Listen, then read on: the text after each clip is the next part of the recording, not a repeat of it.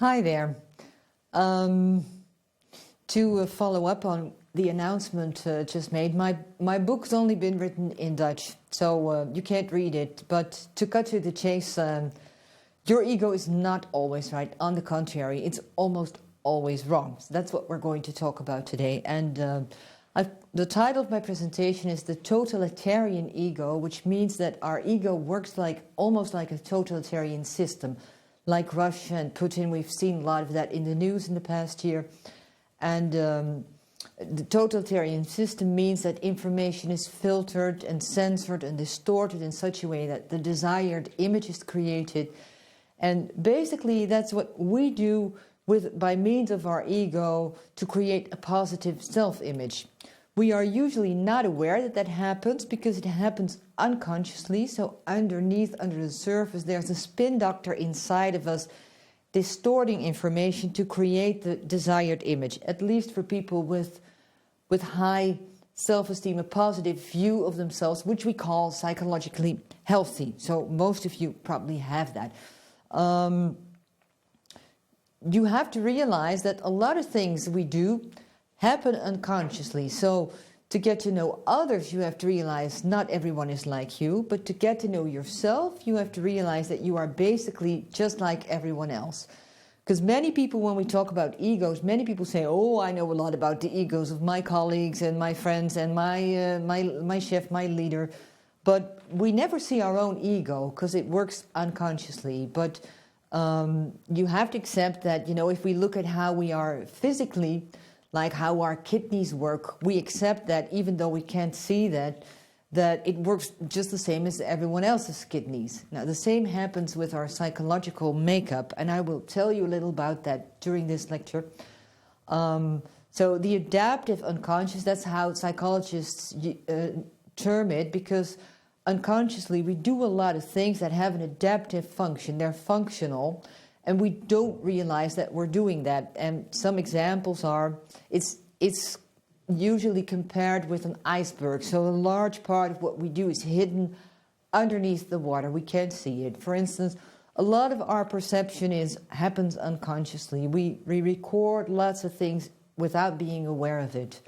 A lot of interpretation of events in the news, impressions of other people, happen unconsciously. Our locomotion, how we move, how we walk in a street with many people and don't bump into everybody, how we stay steady on a bicycle, that happens unconsciously. Or language, how we produce grammatically correct sentences while consciously we're focused on the contents of what we're saying.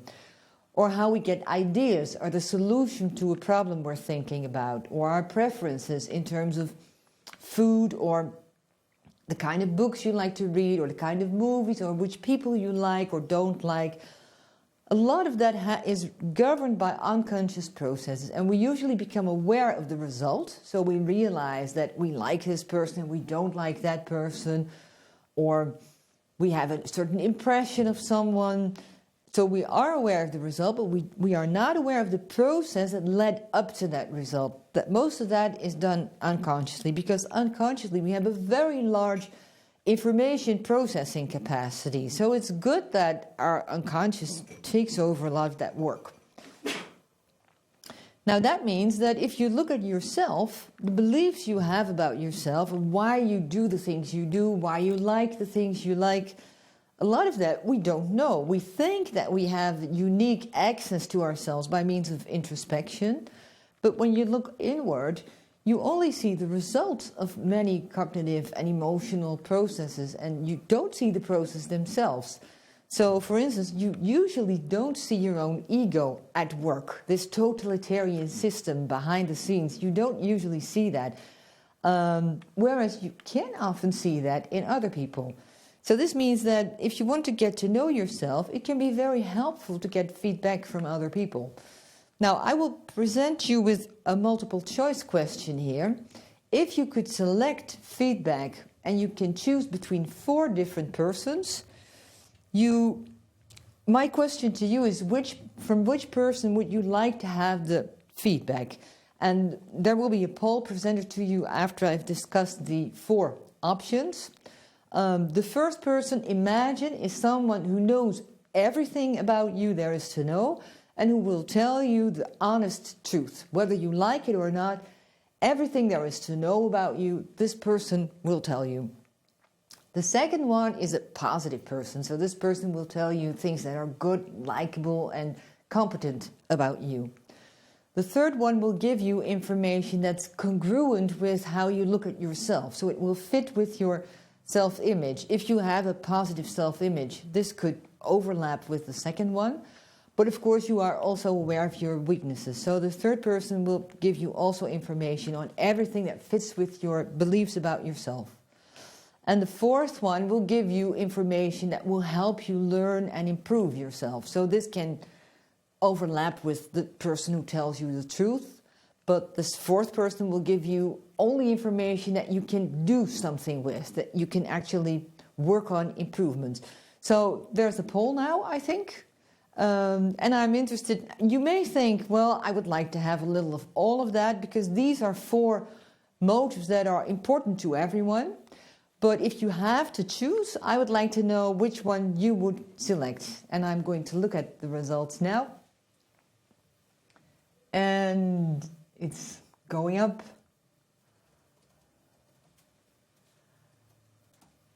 As usual, most of you say that you would like to get information that can help you learn and improve. And there's quite a lot compared with other groups here that say, well, give me the truth, bring it on, I will deal with it, whether I like it or not. So you will say you would like to have actual correct information about yourself, including your weaknesses. And this is actually what people generally think they want, but it's not what they actually prefer. If you look at their actual behavior and you look at what they do when they get the opportunity to acquire feedback, most people instantly and automatically look at positive feedback. That's what they prefer to get. And we're not aware of that because our ego is pulling the strings behind the scenes, but it is what we prefer. So we tend to look for positive feedback. We tend to, when we have a disagreement with someone, to want to talk with someone about it who will say that we are right. So unconsciously you will tend to look for positive feedback. And it doesn't mean that the other motives aren't important, but the need for positive feedback is the predominant motive governing your instinctive automatic behavior. And this has to do with the fact that we have an ego, which is a very dominant force in all of our preferences, our feelings, our thoughts, and our behaviors. And it's very often working behind the scenes in a way that we don't see it. So it's hidden underneath the water. We don't get to see it consciously. And this ego takes care of our self-esteem. So we want to have a good feeling about ourselves, and the ego helps us maintain our self-esteem, enhance it if necessary, protect it if necessary. And according to social psychologists, this works like a sociometer. So it's almost like the gas meter in your car. Your self-esteem is the meter that's connected with how other people look at you. So people are social animals. So it's important for people to feel accepted in their group. They have a very strong need to belong. They want to be liked and respected by other members of their community. And our ego, our self-esteem is an instrument that registers whether people like us or whether they don't like us, and monitors our belonging. So it's like the gas meter. And for instance, when you're in a group and you're making a joke about a sensitive issue, for instance, the war between Israel and Palestine that's going on now, so you make a joke about it, and imagine that you instantly feel that this was not the right comment. People don't like it. So you just said something that they didn't like, and everybody's quiet, and you can feel, oh, this is not going well. Then your meter will drop. So you will have a bad feeling. You feel that this isn't going right. They don't like me. So you have a need to fix that. you want to get gas. This is your gas tank, your level of belongingness in this group, which is connected to your meter, and you want to fix it. So you want to get gasoline, social gasoline. So you're going to respond automatically in ways to fix your level of belongingness. For instance, you will make a joke about it, or you will say, oh, I didn't mean it like that. Or you will make other people a compliment. You look really nice. What a nice atmosphere we have here, to help people forget your clumsy remark. Or you will just lay low and say nothing for a while because you think, ooh, this is a dangerous area I'm in now, better not say anything anymore. And after a while, you kind of fixed it and you can relax and you can feel, okay, everything's back to normal now. And then your meter goes up again and then you can relax. So this is all governed by your motivation to be liked. You want to belong in a group, you want to be respected. And when you feel that your level of belongingness is going down, you feel bad, and this motivates you to do something so that you can repair your level of belongingness. And what you basically do in this situation is that you let your behavior is guided by your strategic self. And the strategic self is the part inside.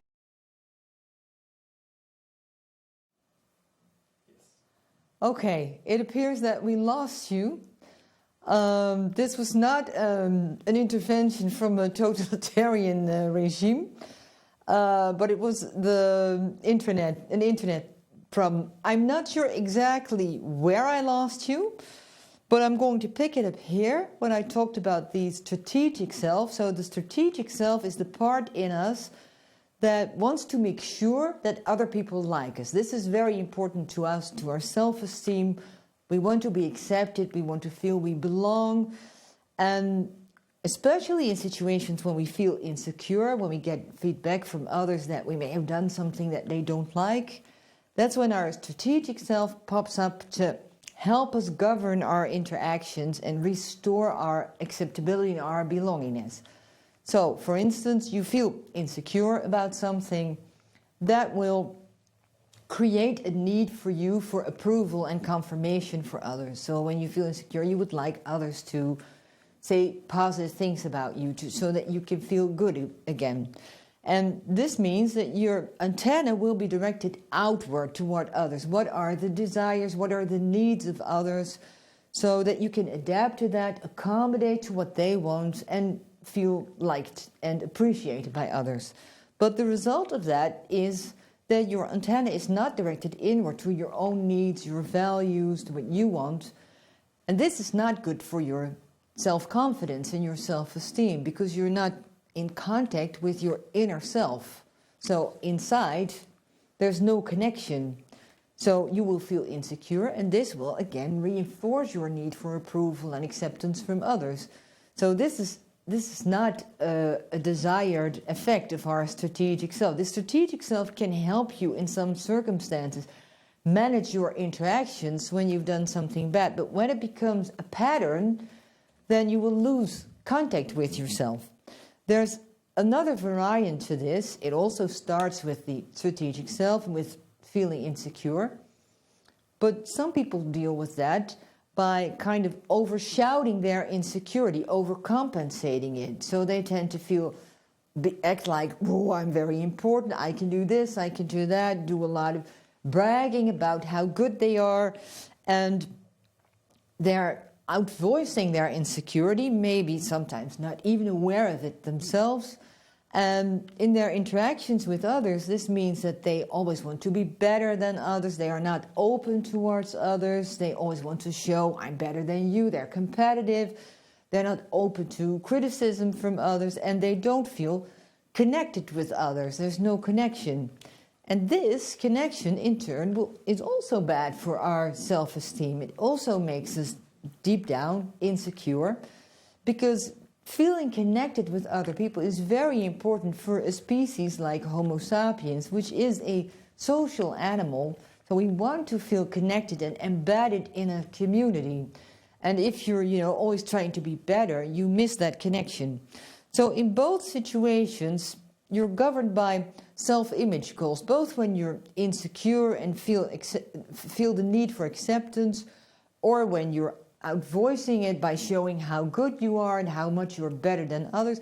In both cases, you have self-image goals. You're preoccupied with how people look at you instead of with being connected with others. So you're not really in connection. You're basically offline in the interaction with others, which is not very healthy.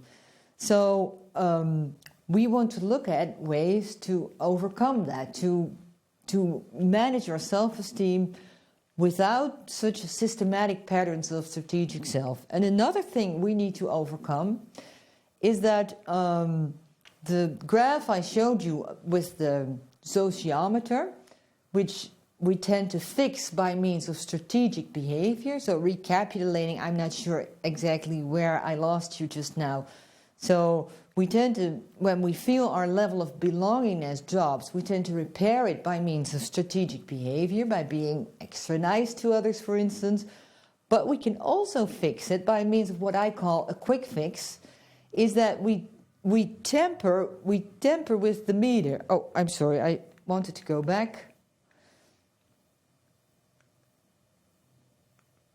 We temper with the meter. So instead of being nice to people, making sure that they like us, we can say, well, these are all very stupid people. I'm not interested in what they feel. They don't like my jokes, and they don't know anything. They're not expertise on this subject like I am, or I have much nicer friends at home, or, you know, anything that a spin doctor inside our heads or the totalitarian ego can think of, so that we can dismiss the responses from others.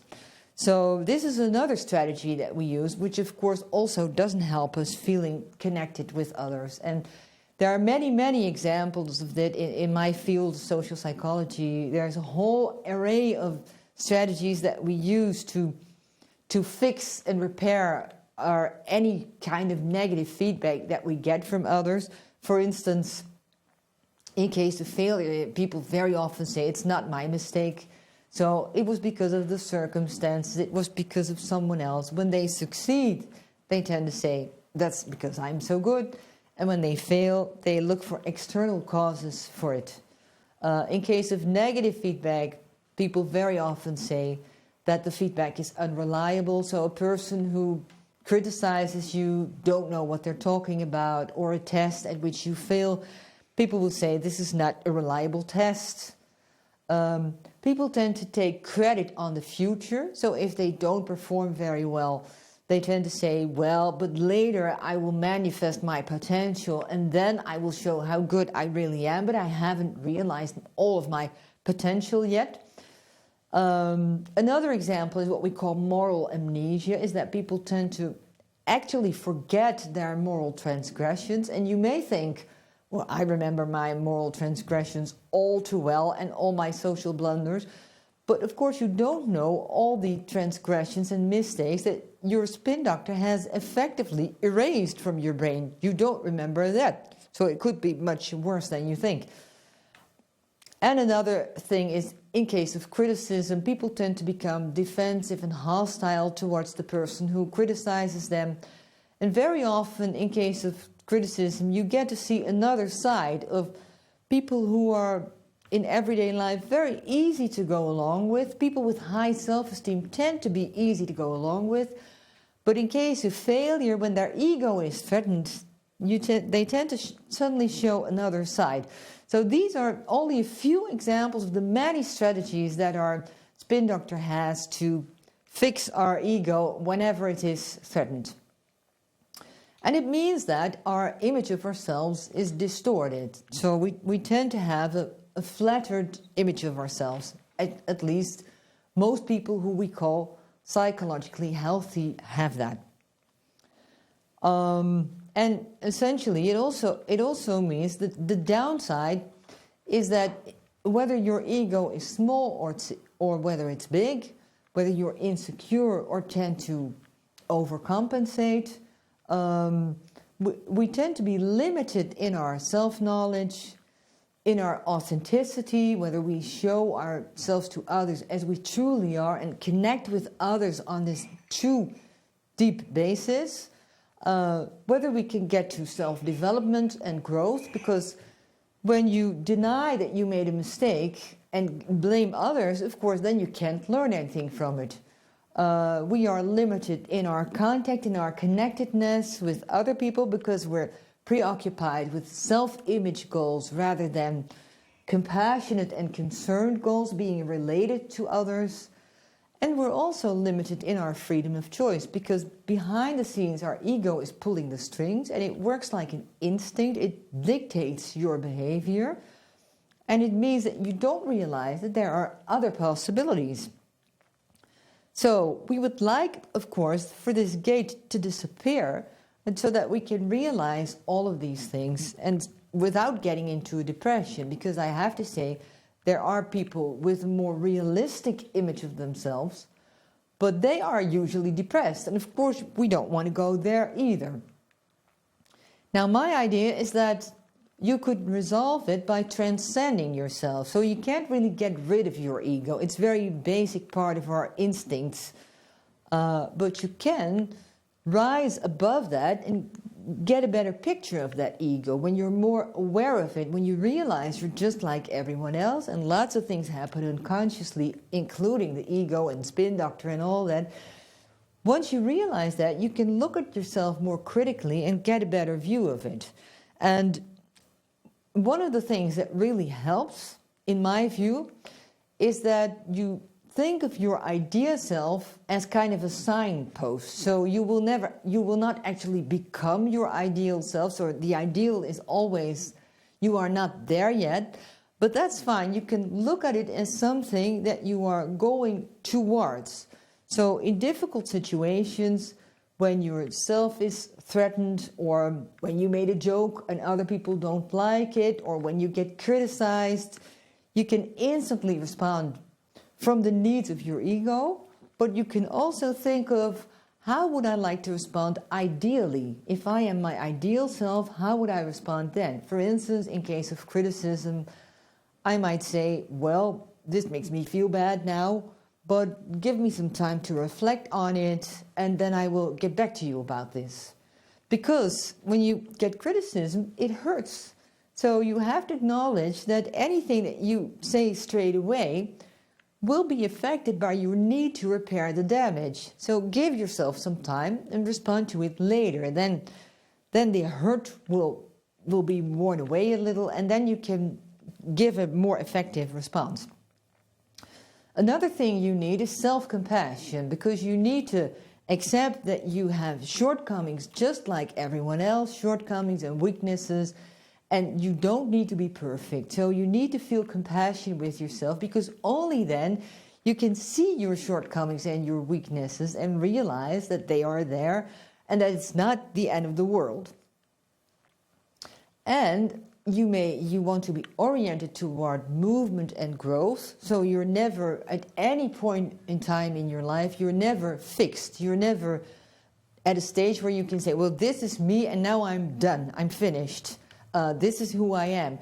You're always changing. People actually change in the future always more than they expected. Even people who are older, turns out from research that they change more later in life than they thought they would. So you will always be moving, and that's good, because the idea that you're always changing helps you accept your shortcomings, because any shortcoming is a temporary state that you can later deal with. You need some control over your impulses, or what I would call emotional toilet training. We live in a world where people say, I have a right to express how I feel, I have a right to utter my emotions, and this creates some sort of incontinence in many cases, where people just blur out everything they feel, everything they think they have a right to, whereas it could be much more adult if you keep your emotions to yourself, give yourself some time to reflect on it, because very often your emotions and your impulses are governed by your basic instincts, and they restrict your freedom of choice. If you follow your instinct, you're just as unfree as any other animal who follows their instincts. We humans have the capacity to see more possibilities, to take a step back and look at other ways in which we want to respond. But this can only happen if you are able to bear some level of discomfort. So someone criticizes you, for instance, or you say something stupid and you feel bad. And so you instantly want to fix that.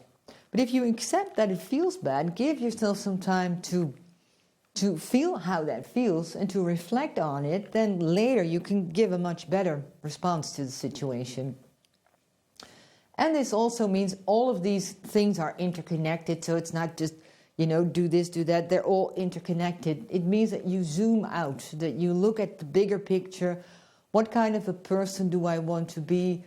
What kind of person do I want to become? Where am I going? So you're always transgressing toward new horizons. So you could look at yourself like this. This is your path, and you are never fixed at a certain stage. You're on a path, you don't know where it's going, and realizing that you're going somewhere will help you accept criticism, failure, or any other kinds of threats to yourself, because it's not permanent. It's something that can always change.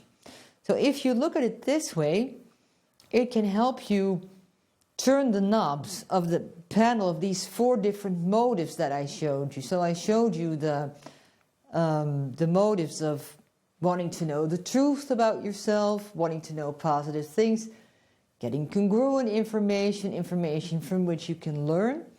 Now, you could say that your ego is it's always there. You can't turn it off. So it's just part of our instinctive repertoire. But you can pull up the volume of other motives.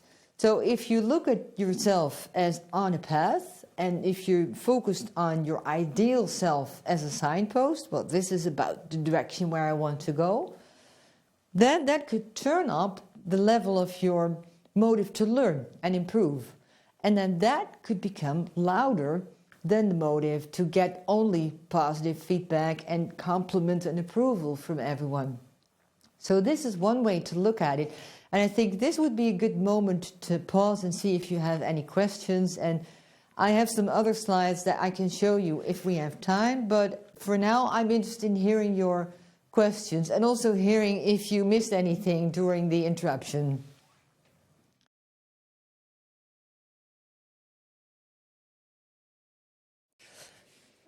Yes, Roos, thank you so much for this really nice masterclass. People were interacting a lot. We saw a lot of comments in the chat and also questions, which I think also shows how much interest this topic is also to people. And there was one question that I want to dive into, which was the most popular one by far, which was asked by Kelly. And she said, what to think about people who say, I don't care what people think about me. After what you said of humans looking for this feeling of belonging, is this really true from them, or are they hiding from something specific? Yeah, I don't know if you could call it hiding, but there's actually research showing that people who say, I don't care what other people think, they say that to impress others with how independent they are. Mm-hmm. So they may not be aware of that themselves. So they may see themselves as autonomous, but it's not like that. There are no humans that really don't care what other people think. It's just part of our natural instincts. And I also think it's an illness of our Western society, because in our society we tend to see ourselves as much more autonomous than we really are. Mm-hmm. So we think we can do everything by ourselves, but we're still an interdependent species, right? Yeah, and you know, people, for instance, saying, I'm not affected by commercials, is just not true. Mm. I just buy the well-known brands. You know, it's a joke among people who make advertisements. I'm not affected by commercials. I buy the well-known brands. Mm. People don't realize that unconsciously they're influenced all the time. Mm. Yeah, I once saw a quote which I quite liked. It's like, you shouldn't not care about what anyone thinks. Just choose the people that you do care about, and just not make them everyone. Yeah, but that already gives you an illusion that you have a say in the matter. That's true. And you know, I think you can change that to some extent. You can affect where you focus your attention. So, for instance, you can focus your attention on getting approval in the social domain. And, you know, some people try to get approval from how many Facebook likes they get or Instagram likes. And if you do that, I would advise try to look for another source of gasoline because it's very unstable and wobbly.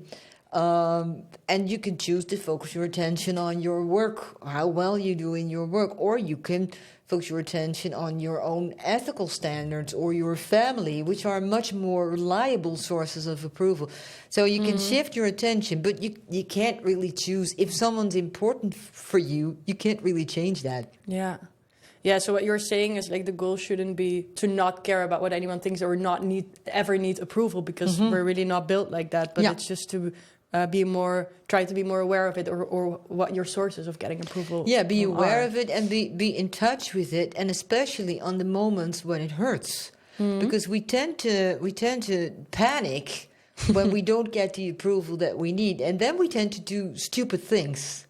Like, you know, rely on how much money am I making or how many Instagram likes am I getting. And, you know, that's just a bottomless pit. So it's better to be in touch with what hurt you. Yeah. Yeah, interesting. So what would be good things to get approval from? Better than Instagram likes, for instance?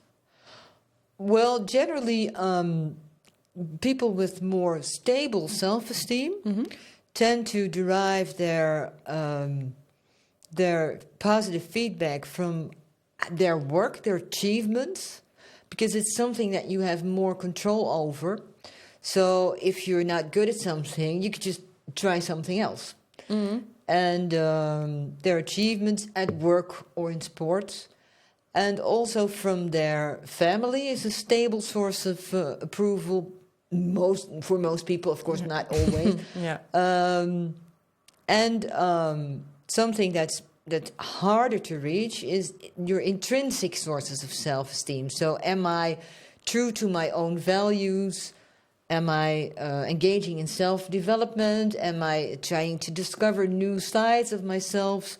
So that's more psychological or spiritual contingency for your self-esteem. Yeah, that's also very interesting. So that the approval comes from living true to your values, and not specifically based on the outcome. So like, okay, I'm going to try this because my values are to be curious and to be brave, and then even if the outcome is not what I hoped it was, like I will still feel this gratification because you were true to yourself. I was true to myself. See, this is a strategy that can work especially for insecure people. As in the circle of strategic behavior that I showed, people who are insecure tend to constantly look for re-information from others. And you can break this cycle by turning your attention inward and saying, what do I believe in? What's important to me? You can never really make yourself independent from others, but it does help to turn your attention inward now and then, because, as you said, you can stay true to yourself, your own values, regardless of what other people do. So it's a much more reliable source. Yeah, that sounds like a good place to start as well, because then that's within your control. Like you can never fully control the outcome, like what we just saw with, for instance, the Wi-Fi going down. Like something just are out of your control. But then if you shift it to what you can, then that's interesting. And of course, once you do that, once you get better at that, you can share that with others. So when you get criticized for something, then you can say, okay, that hurts me because I was trying to be true to this value, which is really important to me. And I have been doing my best to be true to that. But it means that you can be more relaxed about admitting it didn't work, because you know you were trying. So I was trying, might not have worked, but at least this is what my intention was. And you can share that with others, and that will help you build a connection. Very interesting. There was also a question by Ida. I hope I'm pronouncing it correctly. And she said, she asked, like you mentioned in the masterclass, that more realistic people also tend to have more depressed feelings. Can you elaborate on that and explain like why that is? Well, it's very simple. Our self-esteem is strongly related to our well-being. So people with high self-esteem tend to feel better about themselves. So, you know, if I put it in a very simplistic way, I would say that high self-esteem is not so nice for others, because you tend to be very hostile and dismissive whenever your ego is threatened. And low self-esteem is not so nice for yourself. So high self-esteem people feel good about themselves, but especially when it's too high, like in case of narcissism, it's not nice for people dealing with them. And low self-esteem people are, you know, they're not hindering anybody because they're always trying to lay low, but they feel bad about themselves. And low self-esteem people tend to not have all those distortions that I mentioned. So when they fail, they will not blame others. They will say, "Oh, I'm not good at anything." So, and maybe the other extreme. that can happen too. So that doesn't mean they're realistic. But when you're realistic, you recognize that you're not perfect, that you have shortcomings, and if you get your well-being from feeling good about yourself, of course that will be damaged by it. So, and that's why I emphasize the important role of self-compassion. Because if you have self-compassion as your guiding tool instead of self-esteem, then you can be nicer and kinder to yourself and accept that you have shortcomings just like everybody else. So what I hear you say is that it's kind of like this spectrum of like, you don't want to be on one side where you're too narcissistic and don't take anyone's opinion into account, but you also don't want to take it too far to like the other side in which and everything that happens is all of the sudden of course fault. You don't want that, because that will also hinder your self-improvement, because you won't be taking the risk of undertaking anything new, because you feel it won't succeed. When you look at yourself as a failure, you will not try anything new. So what you need to find is a balance, but you will have to accept that not everything will work straight away. So you will fall and stand up again.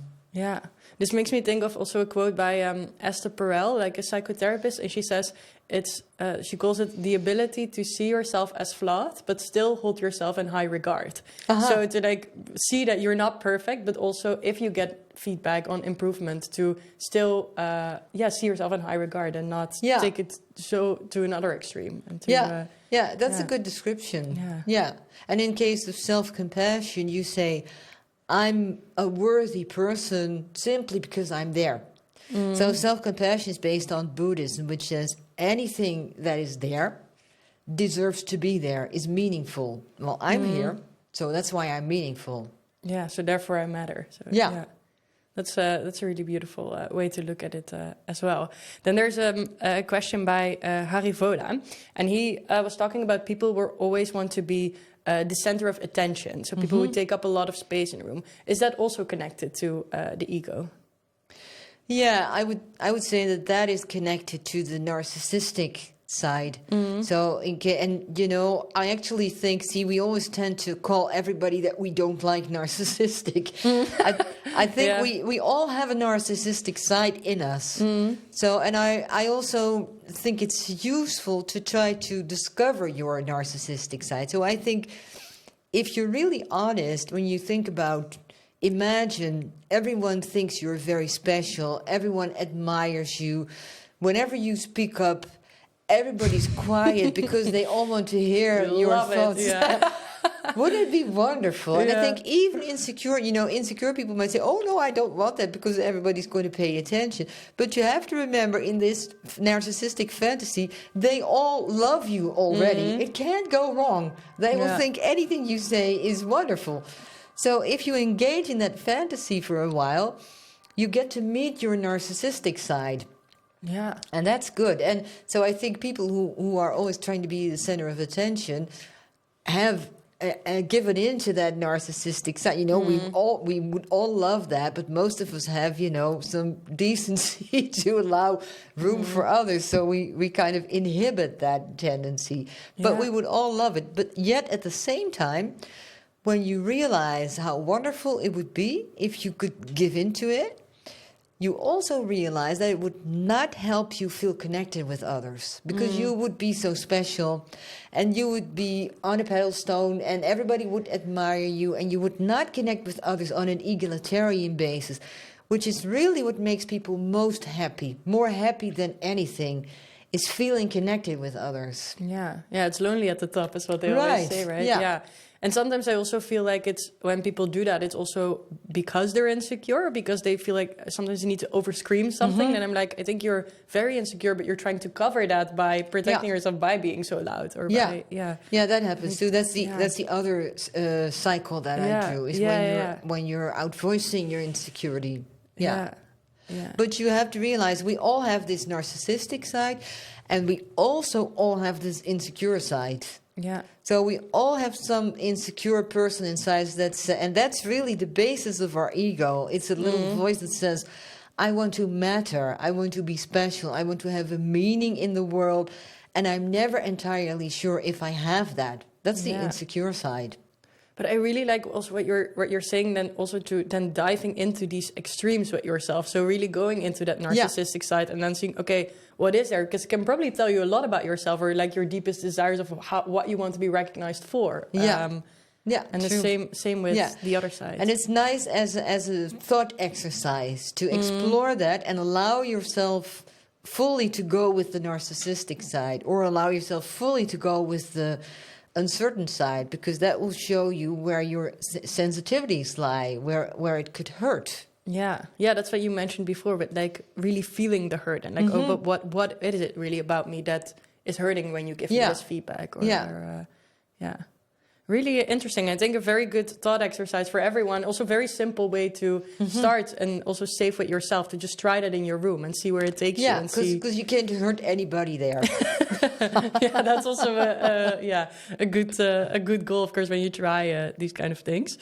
Then there's also a question that I really liked by Maurits, and he said, I feel most insecure with people when there's no feedback at all. Like they don't respond, especially when you do things online. You might recognize it from doing this now. How is that different, and how to work on that? So this is actually what I had just now. So you're just talking into the camera and you don't know if it's going well. And I solved this for myself by imagining that there's a very interested audience. So I try to imagine that, and that helps. But, you know, it's a well-known phenomenon, is that especially when you're insecure, you're very sensitive to not getting feedback. So whenever you, for instance, I use an example myself in demonstrating that. I put a response to a colleague's Facebook post, and she didn't respond to it. And, you know, initially I didn't notice it, but then the next day I started realizing she hasn't responded, and I start thinking, maybe I said something wrong. And so this, or for instance, when you give a presentation and your colleagues are there, and they don't come up to you afterwards to say, this was great. Then you start thinking, I didn't do a good job. Which, of course, is just, you know, filling in the blanks. There's absence of information, and your insecure part fills it in and says, I did something that was not good. But you're doing that yourself. So you can only resolve that by asking feedback from others. And very often people are reluctant to do that because they say, yeah, but if I ask for the feedback, I might get to hear something that I don't like. But, you know, the worst case scenario is that you get the feedback that you're already filling in yourself. And, you know, usually it turns out that there's a very stupid, silly reason why people didn't respond. So if you ask for it, hey, what did you think of this or that? Your internal answer is usually the worst one. Like you're your own worst critic. So you could just, and you know, if people didn't like your presentation, it's already true that they didn't like it. You So might as well hear why. Yeah. Yeah. So you're not changing the truth. See, my motto is always get in touch with what's actually there. If they didn't like it, that's already true. Yeah. So you might just as well ask something, but usually turns out that there's another reason why they didn't give you feedback. Yeah, and again, I think the exercise that you explained before then also works, like to see where your mind takes you when there's no voice, because that's probably something you're insecure about. If it's immediately like, oh, they must have not liked it because of XYZ, then XYZ is probably what you're insecure about. Yeah, and that's very, very, very nice, way to realize that all of that you're doing yourself. So that's the insecure part of you filling it in. But you also have this overconfident part of you that also fills in a lot of blanks without being aware of it. Yeah. So we're just constantly talking to ourselves. Yeah. In that way. Okay, we're going into the final question of this masterclass. And this is one by Raluca. And she asks, would it be fair to say that the ego is a driver of a fixed mindset as opposed to a growth mindset? If you look at the fixed versus growth mindset. Should I explain fixed and growth, or does everybody know that? Maybe very quickly. It's good to recap and because the fixed mindset is, in a fixed mindset, you tend to think of yourself as static. This is me. This is how I am, and people are the way they are, and they don't really change. And in a growth mindset, you look at people as changeable. So you always look at yourself as changeable. And the approach I've described is actually starts out from a growth mindset. So that's why I'm focusing on movement, growing, moving towards your ideal self all the time. So you tend to assume that